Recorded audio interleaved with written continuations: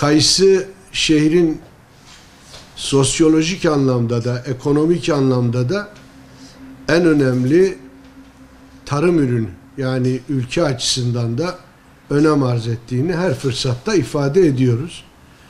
Depremle ilgili 2 yılı neredeyse tamamlamak üzereyiz. 23 aylık bir süre geride kaldı. Ama bütün olumsuzluklara rağmen, bütün zorluklara ve sıkıntılara rağmen kayısı ihracatı depremin gerçekleştiği ay dahil olmak üzere yani 23 aydır aralıksız devam ediyoruz. Dünyadaki gelişen ekonomik dalgalanmalar ve krizlere rağmen de kayısı gerçekten Malatyalılar açısından, ülke açısından da baktığımız zaman, bölge açısından da baktığımız zaman gerçekten yüzleri güldürecek rakamlarla yine 2024 yılını geride bıraktı.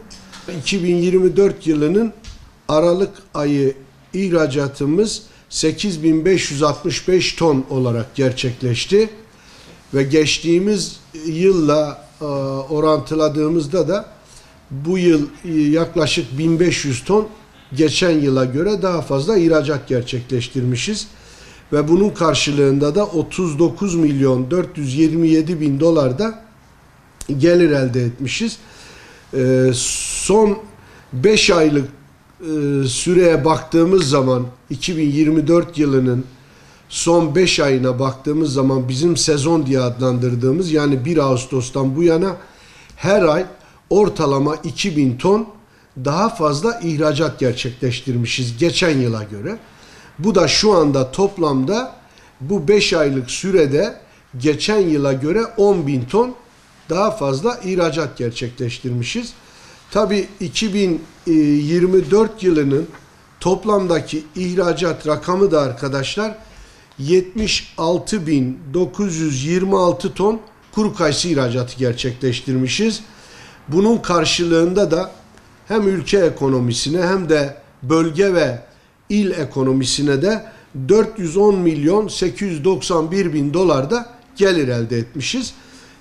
Bu rakamlar gerçekten önemli. Tabii geçen yıla kıyasladığımız zaman geçen yıl toplamda gerçekleştirdiğimiz ihracat 70 bin tondu ve elde ettiğimiz gelir de 400 milyon dolar civarında bir rakamdı. Hem miktar olarak bir artış söz konusu ihracat rakamlarımızda hem de gelir olarak kısmi bir artış söz konusu.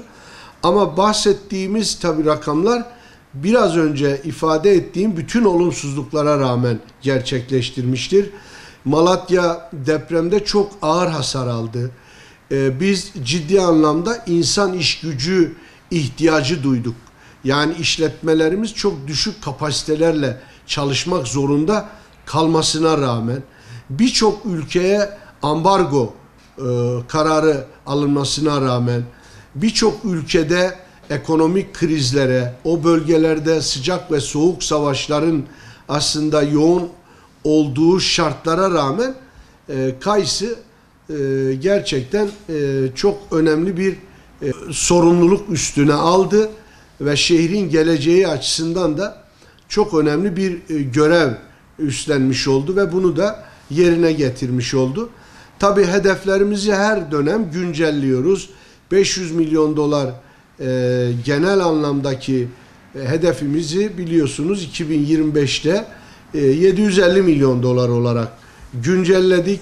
Ama dediğimiz gibi tabii bu hedeflerimizi yakalamak üzere de yoğun bir mücadele veriyoruz. Sadece kuru kayısı ihracatıyla değil biliyorsunuz son zamanlarda kayısıdan elde ettiğimiz çekirdek ihracatıyla da Malatya Türkiye'nin gündeminde. Aralık ayı içerisinde 597 ton çekirdek ihracatı gerçekleştirdik ve bununla beraber de 1 milyon 420 bin dolar da gelir elde etmiş olduk. Tabii toplamda baktığımız zaman da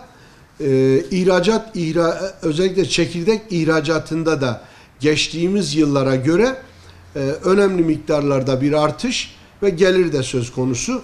Tabi bu yılı 4931 ton çekirdek ihracatı gerçekleştirdik arkadaşlar.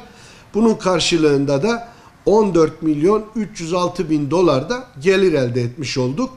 Tabi hem yaş kayısı ihracatından elde ettiğimiz gelir, bir taraftan çekirdek, içi ve kabuğundan elde ettiğimiz gelir ve iç piyasada özellikle Türkiye sınırları içerisinde de iç tüketim diye adlandırdığımız alanda da elde ettiğimiz gelirle beraber 500 milyon dolar hedefimizi yakaladık. İnşallah bu yıl 750 milyon dolar gelirle ülkedeki hem kuru meyve ihracatındaki 8,5 milyar dolarlık dilimde en önemli ürün olmayı hem de Malatya'nın özellikle bölgenin biliyorsunuz hem stratejik açıdan hem prestij açıdan en önemli ili olma özelliğini de yakaladığı ve dünyada marka değerini elinde tuttuğu yıllık